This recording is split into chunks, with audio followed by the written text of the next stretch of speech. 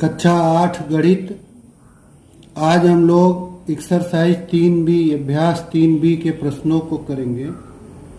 पहला प्रश्न है 8 तथा ऋण 8 के घनमूलों में कौन बड़ा है।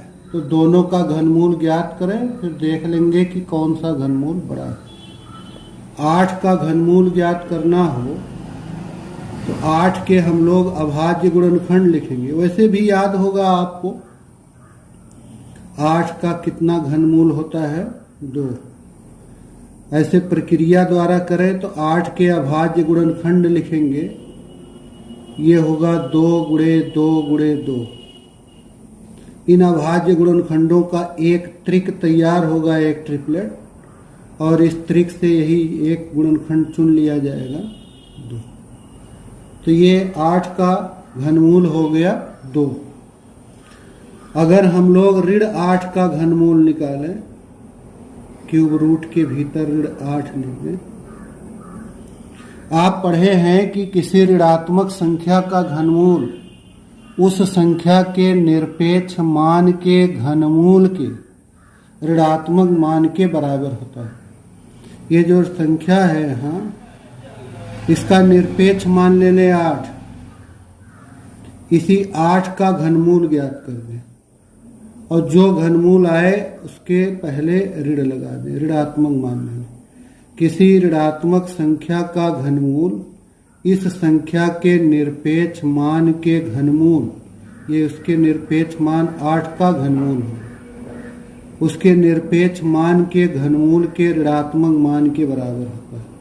और ये जो 8 का घनमूल ऊपर निकला हुआ है वो है 2, तो ऋण के बाद हो गया 2। तो 8 का घनमूल 2 और ऋण 8 का घनमूल ऋण 2। तो कौन बड़ा होता है? समस्त धनात्मक संख्याएं ऋणात्मक से बड़ी होती। 2 जो है ये बड़ा है ऋण 2 से, इसलिए 8 का घनमूल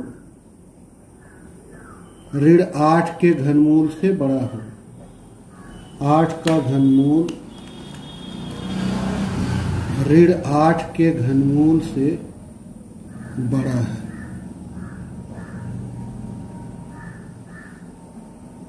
प्रश्न नंबर 2। प्रश्न नंबर 2 है 32 को किस लघुत्तम पूर्ण संख्या से गुणा करें कि गुणनफल पूर्ण घन हो जाए। तो ये देखें, इसके लिए 32 के हम लोग अभाज्य गुणनखंड ज्ञात करें। तो 32 के जब अभाज्य गुणनखंड ज्ञात करेंगे तो ये होगा 2 गुणे 2 गुणे 2 गुणे 2, 2 दूना 4 दूना 8 दूना 16 दूना 32। और अगर यदि इन अभाज्य गुणनखंडों के त्रिक बनाएं, 3 संख्याओं के समूह बनाएं, तो ये इनका एक त्रिक हो जाएगा और ये इनका त्रिक नहीं बन पाएगा। और आप जानते हैं घनमूल ज्ञात करने के लिए त्रिक होना आवश्यक है। अभाज्य गुणनखंड लिखते हैं, सभी गुणनखंडों का त्रिक बनाते हैं, 3 संख्याओं का समूह, प्रत्येक समूह से एक खंड ले करके, एक संख्या ले करके उनका गुणनफल ज्ञात करते हैं। यहाँ देखिए, हम चाहते हैं कि यहाँ भी त्रिक हो जाए, तो एक इससे ले लिया जाएगा इस त्रिक से और एक इस त्रिक से गुणा कर देंगे, वही गुणनफल इसका घनमूल। तो यह भी त्रिक के रूप में हो जाए, इसके लिए 1 2 की कमी है, उसी 2 से गुणा करना पड़ेगा। तो गुणनखंडों का त्रिक बनाने पर, इसे हम लोग डिटेल में इस तरह लिख सकते हैं, गुणनखंडों का त्रिक बनाने पर एक के त्रिक बन पाया। 2 गुणे 2 बच जाता है, अवशेष रहता है। अतः यदि 1 और 2, एक बार और 2 का दी हुई संख्या से गुणा कर दे, दी हुई संख्या से गुणा कर दे, तो वह संख्या पूर्ण घन बन जाएगी। तो वह संख्या पूर्ण घन बन जाए।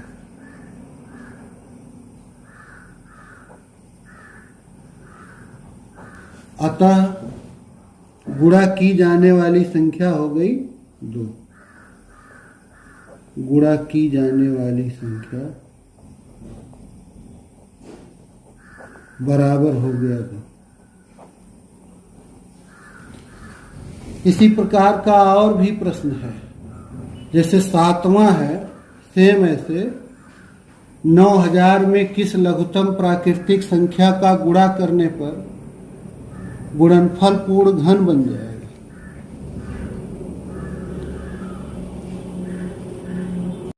तो इसे कर लेते हैं 7वां को। फिर क्या करें हम, जैसे ये 32 था, ऐसे 9000 का अभाज्य गुणनखंड ज्ञात करें। 9000 तो पहले ये 2 से विभाजित होगा तो हो जाएगा 4500। पुनः इसे 2 से विभाजित कर दें, 2250। 2 से विभाजित कर दे 1125। अब ये 3 से विभाजित होगा तो हो जाएगा 375। इसे पुनः 3 से विभाजित कर दें 125। अब ये 5 2 7 1 8, अंकों का योग 8 है, इसलिए 3 से विभाजित नहीं होगा। 5 से विभाजित कर दे तो हो गया 25। इसे 5 से विभाजित कर दे 5, और 5 को 5 से विभाजित कर दे तो 1 आ गया। इस प्रकार अगर हम इस 9000 के अभाज्य गुणनखंडों को लिखें, 1 2 3, 3 बार 2 है, 2 बार 3 है, 3 बार 5 है। अब अगर इन अभाज्य गुणनखंडों का त्रिक बनाएं तो इस 2 2 2 का एक त्रिक, 5 5 5 का एक त्रिक, ये 3 गुणे 3 शेष बच जाता है। तो इसे भी हम चाहेंगे कि ये त्रिक के रूप में हो जाए, 3 संख्याओं के समूह के रूप में हो जाए, ट्रिपलेट। तो उसके लिए एक 3 से और यहाँ गुणा करना पड़ेगा। उसी 3 से गुणा कर देंगे, सारे गुणनखंड ट्रिपलेट के रूप में हो जाएंगे, हमारी संख्या पूर्ण घन हो जाएगी। तो इस प्रकार फिर वही बात लिखेंगे कि गुणनखंडों का त्रिक बनाने पर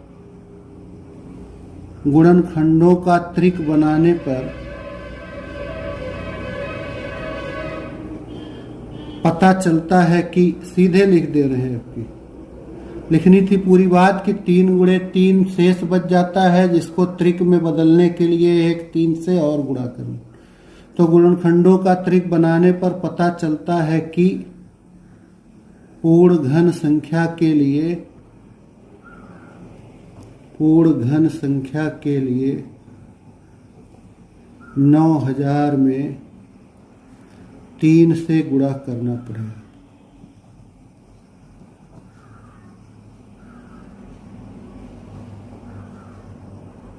प्रश्न नंबर, ये तो उसी दूसरे की तरह से था, इसलिए 7वां कर लिए। अब तीसरा देख लेते हैं। तीसरा प्रश्न, तीसरे प्रश्न में है, निम्नांकित में से कौन सी संख्याएं पूर्ण घन हैं? हम सबका अभाज्य गुणनखंड ज्ञात करें। यदि अभाज्य गुणनखंड त्रिक के रूप में है तो पूर्ण घन है, अन्यथा नहीं। जैसे पहले लिखा है 432, तीसरे का पहला, कई पार्ट है, 8 भाग। तो 432 के अभाज्य गुणनखंड ज्ञात करें। पहले इसे 2 से विभाजित करें तो 216। इसे पुनः 2 से विभाजित कर दे 108। इसे 2 से विभाजित कर दे 54। इसे 2 से विभाजित कर दे 27। अब 27 ये 3 से विभाजित होगा तो 9, और 9 जो है वो 3 से विभाजित होगा तो 3, और 3 3 से विभाजित हो जाएगा ये। तो अब इस 432 के इन अभाज्य गुणनखंडों को लिखें तो 4 बार 2 है और 3 बार 3 है। तो ये 2 2 2 का एक ट्रिपलेट, एक त्रिक, 3 3 3 का एक त्रिक। तो तो इस प्रकार ये एक दो अतिरिक्त हो गया जो कि त्रिक के रूप में नहीं है, इसलिए यह संख्या पूर्ण घन नहीं है। अच्छा, अगर प्रश्न होता कि इसमें कितने से गुणा करना पड़ेगा पूर्ण घन के लिए, तो इसे त्रिक में बदलने के लिए 2 गुणे 2 से गुणा करते हैं। 2 गुणे 2 माने 4 से। अभी केवल इतना ही लिख देना है, चूंकि इसका प्रत्येक गुणनखंड त्रिक के रूप में नहीं है, ये 2 अतिरिक्त है, इसलिए यह संख्या पूर्ण घन नहीं है। 432 पूर्ण घन संख्या नहीं, पूर्ण घन संख्या नहीं। अगला भाग, जैसे ये है 729। अब हम 729 के अभाज्य गुणनखंड करेंगे, तो इसे पहले 3 से विभाजित कर दें तो आ जाएगा 243। इसे पुनः 3 से विभाजित कर दे 81। इसे 3 से विभाजित कर दे 27। 27 को 3 से विभाजित कर दे 9। 9 को 3 से विभाजित कर दे तो 3, और 3 को 3 से विभाजित कर दे तो 1। 729 के इन अभाज्य गुणनखंडों को लिखें तो 1 2 3 4 5 6, 6 बार 3 3 3 है। अब इन अभाज्य गुणनखंडों को अगर त्रिक के रूप में लिखें, त्रिक बनावें इन अभाज्य गुणनखंडों का, तो 2 त्रिक तैयार होगा। सबके सब गुणनखंड त्रिक के रूप में हैं, कोई अतिरिक्त गुणनखंड नहीं है, इसलिए दी गई संख्या पूर्ण घन संख्या 729 पूर्ण घन संख्या है। और भी भाग देख लें इसका, जैसे ये चौथा भाग है 42875। ये पहले 5 से विभाजित होगा, अंकों का योग 3 से, 2 से तो विभाजित होगा नहीं, अंत में 2 4 6 8 शून्य नहीं है। 3 से नहीं होगा, 7 5 12 8 20 2 22 4 26 है अंकों का योग। अंकों का योग 26 3 से विभाजित नहीं, इसलिए पूरा है। तो पहले 5 से विभाजित होगा, ये आ जाएगा 8575।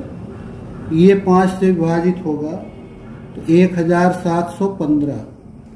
इसे 5 से विभाजित कर दें तो ये हो गया 343। इसी तरह से अब ये सीधे 7 से विभाजित होगा तो हो जाएगा 49। 49 को 7 से विभाजित कर दे 7, 7 7 से विभाजित होके 42875 के अभाज्य गुणनखंडों को लिखें।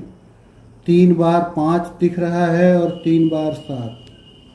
और अगर इन अभाज्य गुणनखंडों के त्रिक बनावें 3 3 संख्याओं का समूह, तो इस 5 5 5 का एक त्रिक होगा और 7 7 7 का एक त्रिक होगा। तो इस प्रकार ये गुणनखंड त्रिक के रूप में है, इसलिए 42875 पूर्ण घन संख्या है। अगर कोई भी गुणनखंड अतिरिक्त होता तो कहते कि ये पूर्ण घन संख्या नहीं।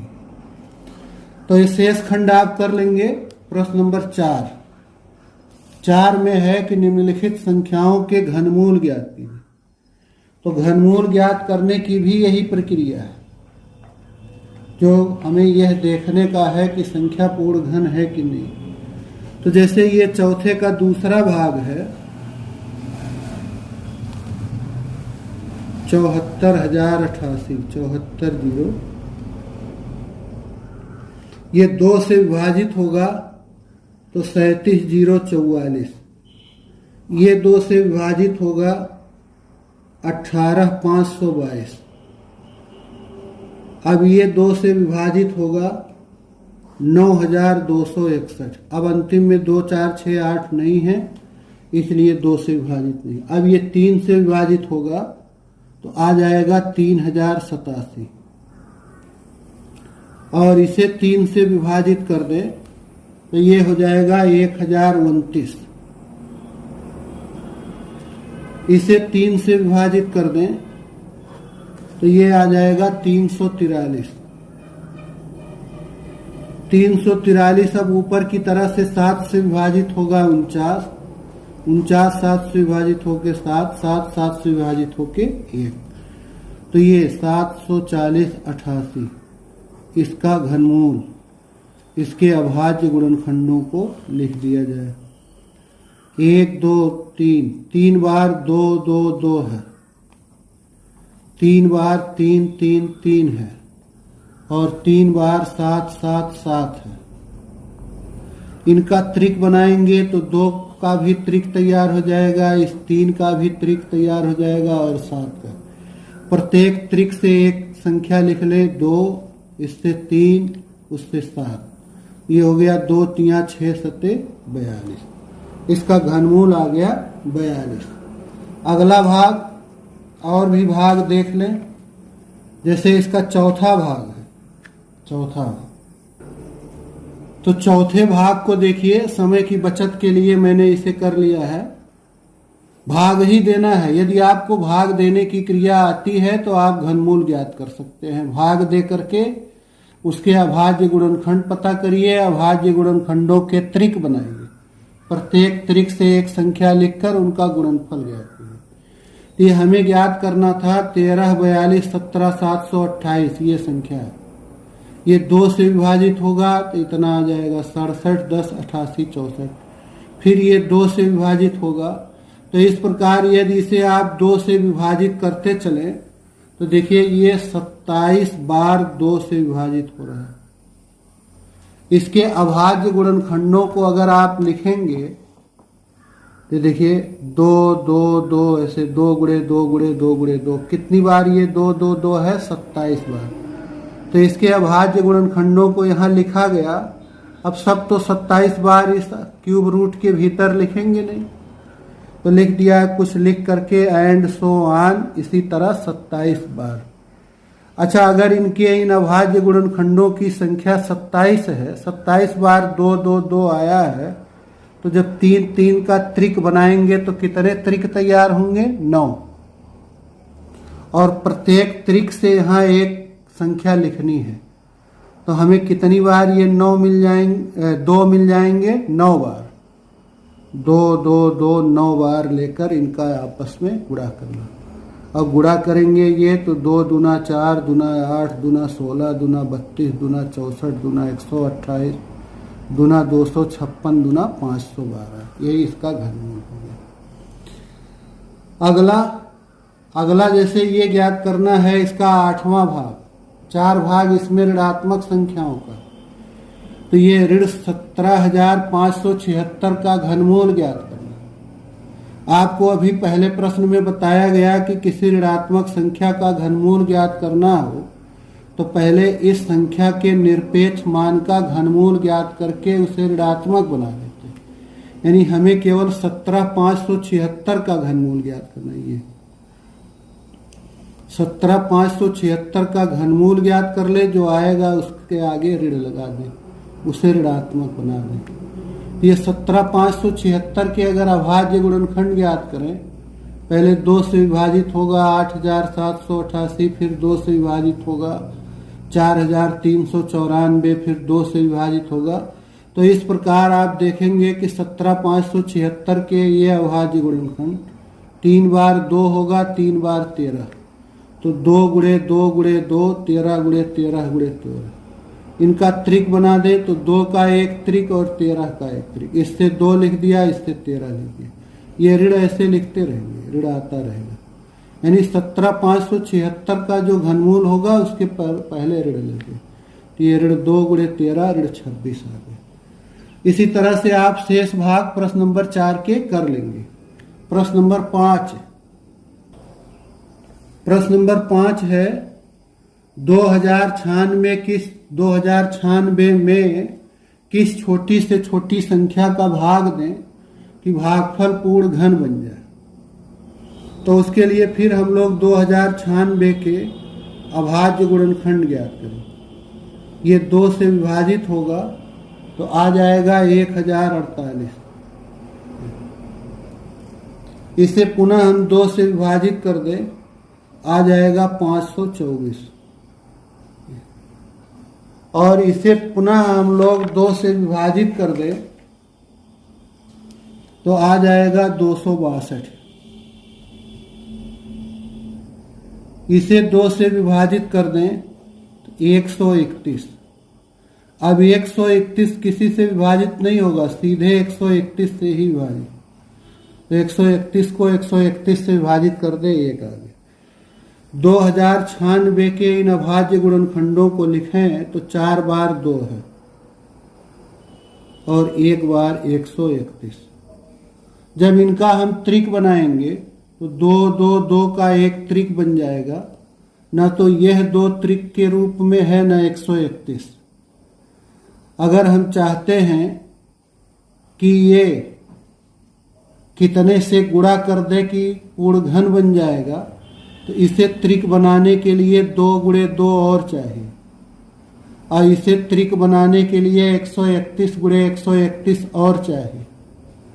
तो कितने से गुणा करना पड़ेगा कि पूर्ण घन हो जाए? 2 गुणे 2 गुणे 131 गुणे 131। लेकिन ये नहीं पूछा है कि कितने से गुणा करें, पूछा है कितने से भाग देवे। तो अगर भाग देना है यानी इन्हें हटा देना है, जो त्रिक के रूप में नहीं है उन्हें हटा दीजिए। तो ये 2 हट जाए, 131 हट जाए। 2 को हटाने के लिए इतने पूरे में 2 से भाग देंगे, यानी दी गई संख्या में 2 से भाग होगा। और 131 को हटाने के लिए 131 से भाग देना। तो इस प्रकार पूरी संख्या में 2 गुणे 131 अर्थात 262 से भाग देना पड़ेगा। ये इसका जवाब। प्रश्न नंबर 6, छठवां भी इसी तरह से है कि 28 12 16 में किस लघुत्तम पूर्ण संख्या का भाग दें कि भागफल पूर्ण घन हो जाए। तो इसी प्रकार हम लोग 28 12 16 के अभाज्य गुणनखंड ज्ञात करें। अगर इसके आप अभाज्य गुणनखंड ज्ञात करेंगे, आप भाग दे के ज्ञात कर लीजिएगा, तो आप देखेंगे कि 7 बार 2 आएगा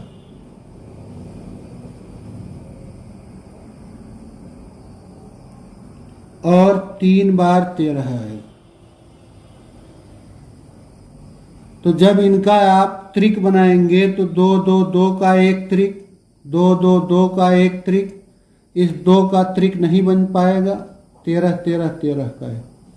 तो भाग देना, अगर कहा होता कितने से गुणा कर दे तो हम सोचेंगे कि यह भी त्रिक हो जाए, और इसे त्रिक बनाने के लिए 2 गुणे 2 से गुणा करना। लेकिन कह रहे कितने से भाग देना, इसे हटा देना, विभाजित कर देना। यही 2 अतिरिक्त है जिसका त्रिक नहीं तैयार है। इसी 2 से विभाजित कर दें तो ये 2 हट जाए, और जब 2 हट जाएगा शेष गुणनखंड त्रिक के रूप में हो जाएंगे, संख्या पूर्ण घन हो जाए। तो कितने से भाग देना पड़ेगा? 2 से भाग देना पड़ेगा। प्रश्न नंबर 7 हो गया है। प्रश्न नंबर 8, 83 349 में किस छोटी से छोटी प्राकृतिक संख्या का गुणा करें कि गुणनफल पूर्ण घन बन जाए। प्राप्त इस नई संख्या का घनमूल ज्ञात कीजिए।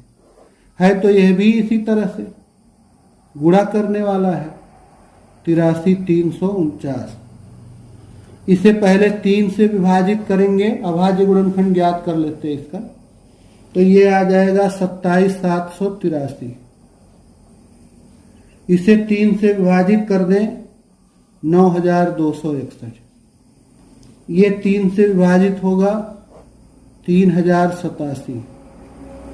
ये 3 से विभाजित हो जाए, अभी किया गया है पूर्व प्रश्न में, 1029। इसे 3 से विभाजित कर दें 343। 343 7 से विभाजित होगा तो 49। 49 को 7 से विभाजित कर दे 7, और 7 को 7 से विभाजित कर दे 1।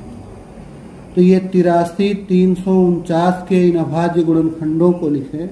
1 2 3 4 5। 5 बार 3 3 3 है, और 3 बार 7 7 7 है। तो अगर हम इनके त्रिक बनावें तो 3 3 3 का एक त्रिक, 7 7 7 का एक त्रिक। तो ये अतिरिक्त हो गया 3 गुणे 3। अगर हम चाहते कि यह भी त्रिक के रूप में हो जाए जिससे संख्या पूर्ण घन हो जाए, तो 1 3 से और गुणा करना पड़ेगा। 1 3 से गुणा कर देंगे, यह भी त्रिक के रूप में हो जाएगा। तो ये 3 से गुणा करना। और जब 3 से गुणा कर देंगे, पूछ रहा है घनमूल भी बता दो। जब 3 से गुणा कर देंगे तो इस त्रिक से एक 3 लेंगे, इस त्रिक से एक 3 लेंगे, इससे 7 ले लेंगे, तो घनमूल हो जाएगा 3 त्रिक का 9 सत्ते। इसके बाद 9वां देख लीजिए, ऋण 15,625 गुणे 512 का घनमूल। ऋण 15,625 गुणे 512 का घन। तो आपने सीखा है कि दो संख्याओं के गुणनफल का घनमूल उनके अलग अलग घनमूलों के गुणनफल के बराबर होगा।